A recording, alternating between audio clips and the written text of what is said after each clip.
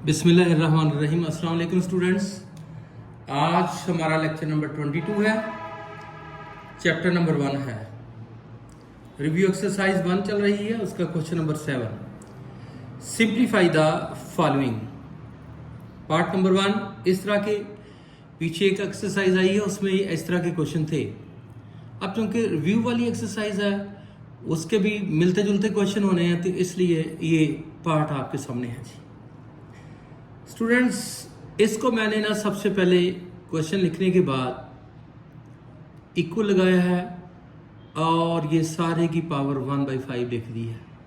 Fifth root है ना ये, x raised power 15, y raised power 35 over z raised power 20 और अंडर फिफ्थ रूट है ये।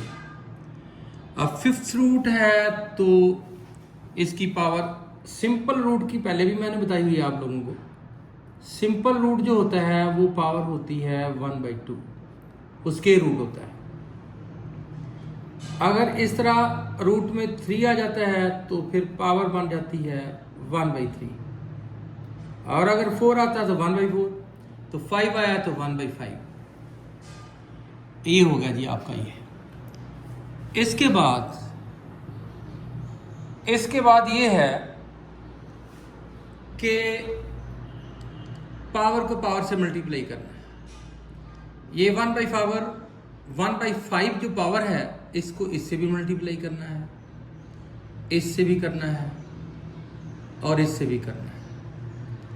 x raised power 15 multiply 1/5, y raised power 35 multiply 1/5 और denominator में z रेज़्ड पावर 20 मल्टीप्लाई 1/5। 1/5 से cancel करने के बाद 5 3 ज़ा 15, x की पावर 3 रह गई। 5 7 ज़ा 35, y की पावर 7 रह गई। 5 4 ज़ा 20 और z की पावर 4 रह गई। तो इस तरह ये क्वेश्चन सिंप्लीफाई हो गया, मजीद सिंप्लीफाई नहीं होता। ये हमारा इसका आंसर है। इंपॉर्टेंट शॉर्ट क्वेश्चन है ये। इसी तरह सेम एक और क्वेश्चन आ गया है, part number 2। 27 raise to power 2x है और फिर उसका थर्ड रूट है, क्यूब रूट जिसको कहते हैं, under cube root. 27 raise to power 2x under cube root. तो अंडर क्यूब रूट जो है इसको हमने सॉल्व करना है। तो पहले 27 के प्राइम फैक्टर बनाकर इसको पावर की फॉर्म देनी है आपने। 27 जो है इसके अगर हम प्राइम फैक्टर बनाएं, 3 9 ज़ा 27, 3 3 ज़ा 9,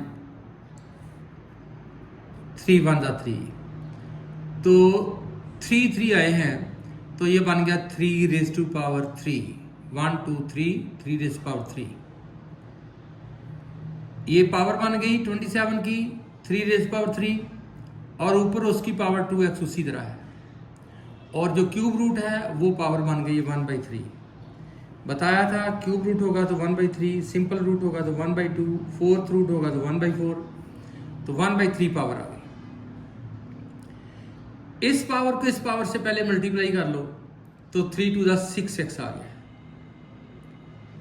अब 6x जो आई है पावर उसको 1/3 से मल्टीप्लाई कर लो तो ये कैंसिल होगी। 3 1 ज़ा 3, 3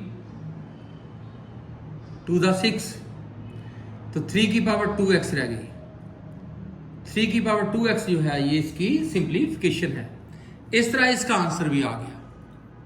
शॉर्ट क्वेश्चंस हैं बच्चों, ये दोनों पार्ट जो है शॉर्ट क्वेश्चंस हैं। आप नेक्स्ट देखते हैं कि क्या है आगे। पार्ट नंबर आ रहा है 3 पार्ट है जी ये।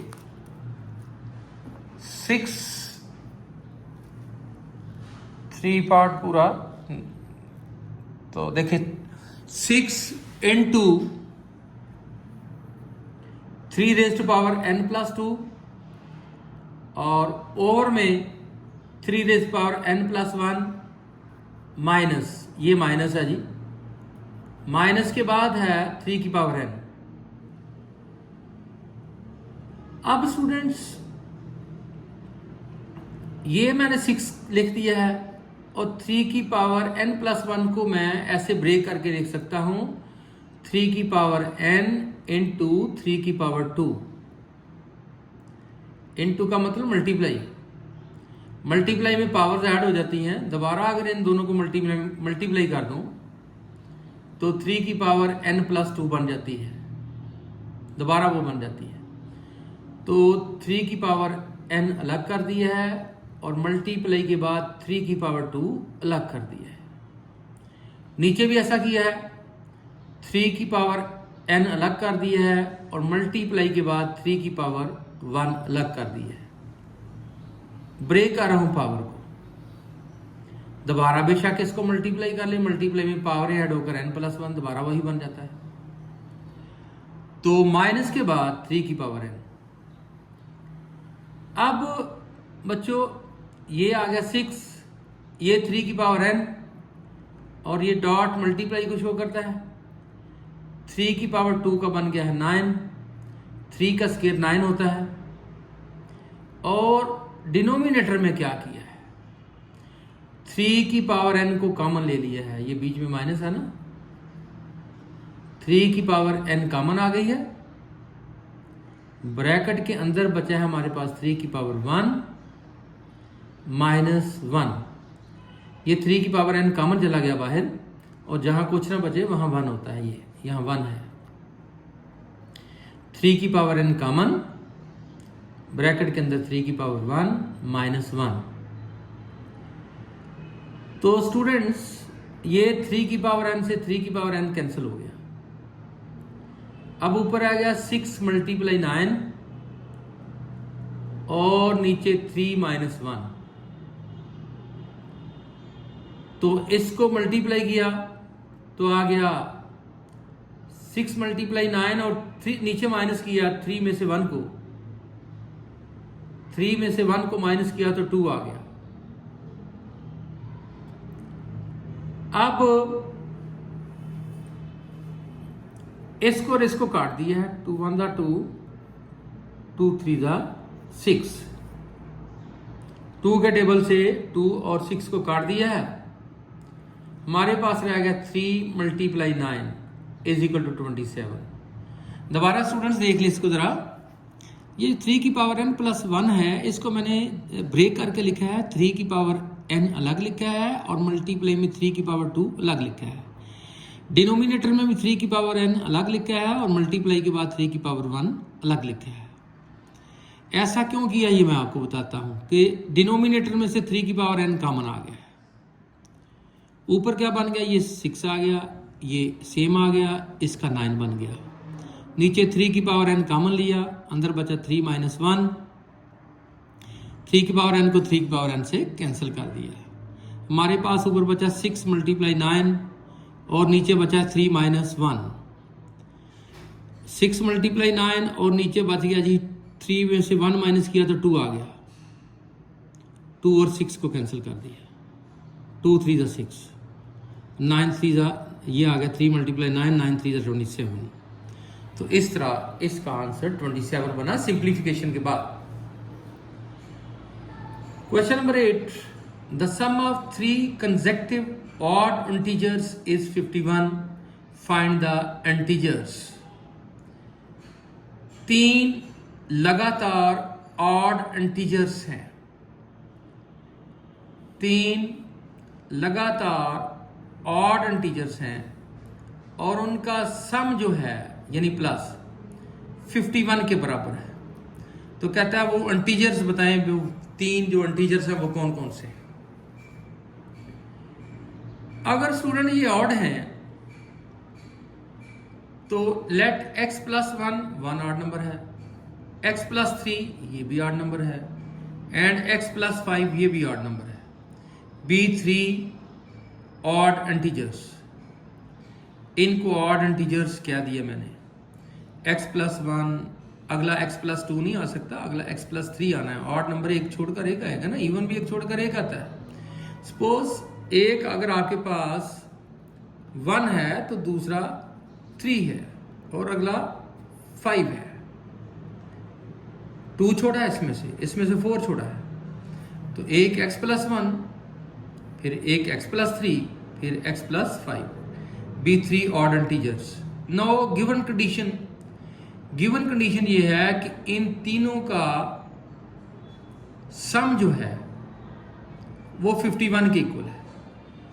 तो मैंने तीनों का सम लिया है, x plus 1 plus x plus 3 plus x plus 5 is equal to 51।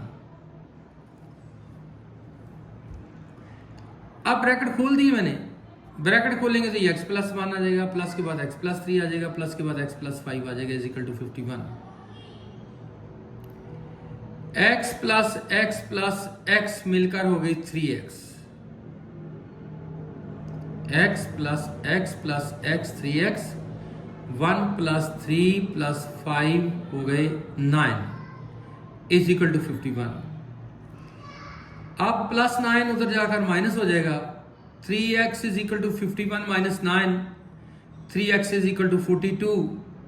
3 चूंकि x के साथ मल्टीप्लाई हो रहा है, दूसरी तरफ जाकर डिवाइड होगा, x इज इक्वल टू 42/3 और डिवाइड करने के बाद 3 14 दा 42 और x is equal to 14। x की वैल्यू 14 आ गई है। x हमारा आंसर नहीं है, हमने इंटीजर्स बताने हैं 3। एक का नाम हमने रखा है x प्लस 1 ऑड, फिर x प्लस 3 की वजह से ये भी ऑड, फिर x प्लस 5 की वजह से ये भी ऑड। 3 ऑड नंबर है। मुझे इनका जवाब देना है कि x प्लस 1 का आंसर क्या बनता है, x प्लस 3 का आंसर क्या बनता है और x प्लस 5 का आंसर क्या बनता है। ये x का आंसर आया अभी। अब क्या करेंगे, अब फर्स्ट इंटीजर जो हमारा होगा, फर्स्ट इंटीजर हमारा होगा जो वो है कि फर्स्ट इंटीजर x प्लस 1 था, x की वैल्यू 14 आई है और उसमें प्लस 1 ऐड कर दिया तो 15 आ गया। फर्स्ट इंटीजर हमारा 15 है। फिर सेकंड इंटीजर का नाम हमने रखा था x प्लस 3, x की वैल्यू 14 और प्लस 3, इस तरह ये 17 आ गया second integer. Third odd integer, उसका नाम हमने रखा था x प्लस 5, x की value 14 plus 5 is equal to 19। इस तरह 3 कंसेक्टिव ऑड इंटीजर हैं, 15, 17 एंड 19। 10 odd required